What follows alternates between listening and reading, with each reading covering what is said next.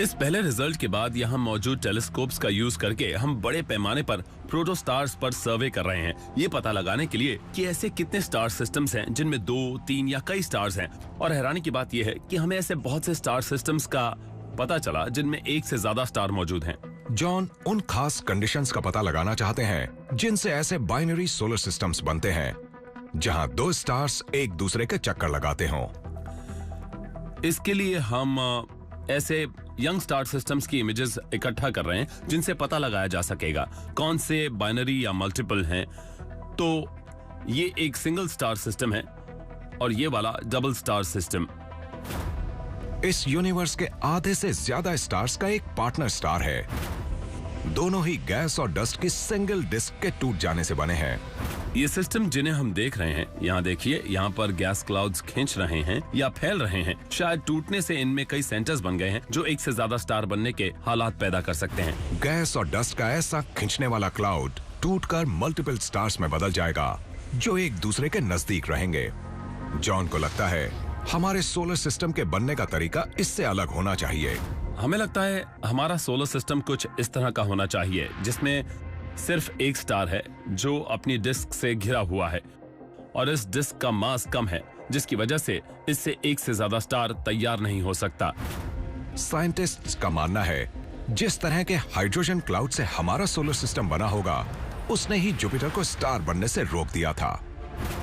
Grow करने की race में सन को बढ़त मिल गई थी जिसने इस यंग सोलर सिस्टम के मैटर का 99% अपने अंदर खींच लिया था और जब ये 15 मिलियन डिग्रीज पर पहुंचा ये जल उठा। इसी दौरान यही क्लाउड कंडेंस होकर जुपिटर बन गया। तेजी से होने वाली स्नोबॉलिंग ने बचे हुए मैटर का 2/3 हिस्सा इकट्ठा कर लिया, लेकिन ये मैटर इतना ज्यादा नहीं था कि जुपिटर और बड़ा हो जाए और जलने लगे। तो ये एक गैस जायंट बन गया जिसका मास इस सोलर सिस्टम के सारे प्लैनेट्स के मास से दुगना था। ये कोई आम प्लैनेट नहीं है, जुपिटर सन का छोटा ट्विन ही है। जब भी हम ये सोचते हैं कि सन का बाइनरी पार्टनर कहाँ गया तो दिमाग में सबसे पहले जुपिटर ही आता है। जुपिटर को एक फेल्ड स्टार भी कहते हैं क्योंकि ये स्टार जैसा ही है। ये इतना बड़ा भी है कि हाइड्रोजन और हीलियम को संभाल सके, लेकिन इतना बड़ा नहीं है कि जलकर स्टार बन जाए।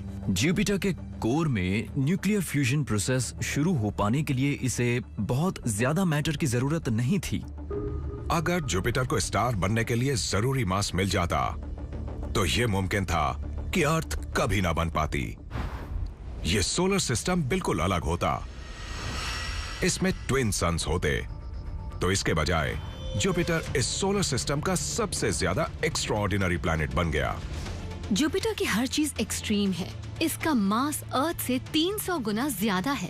इस एक प्लैनेट के अंदर 1000 अर्थ समा जाएंगी। इंटेंस मैग्नेटिक फील्ड की वजह से ये अपने रेडिएशन से अपनी जान ले सकता है। इसकी हवाओं की रफ्तार 650 किलोमीटर प्रति घंटा से ज्यादा है। इससे ज्यादा एक्सट्रीम जगह के बारे में इमेजिन कर सकते हैं? मेरे लिए जुपिटर इस सोलर सिस्टम का सबसे दिलचस्प हिस्सा है और जाहिर है ये सबसे ज्यादा अजीब भी है। ये बहुत ज्यादा बड़ा है। इसके अपने मिनिएचर प्लैनेटरी सिस्टम में अजीबोगरीब गैस स्वर्लिंग बॉल मौजूद हैं।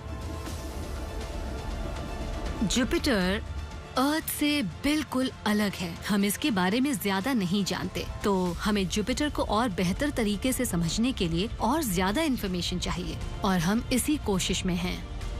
मैं ये तो नहीं जानता कि ये एक फेल्ड स्टार है या एक सक्सेसफुल प्लैनेट है, लेकिन जाहिर है कि इसमें ये दोनों चीजें बराबर देखने को मिलती हैं। इस सोलर सिस्टम की शुरुआत से ही मौजूद सन जैसे मटेरियल से बने जुपिटर की अपनी एक अनोखी और रहस्यमयी दुनिया है जिसे समझने की हमने बस अभी शुरुआत ही की है।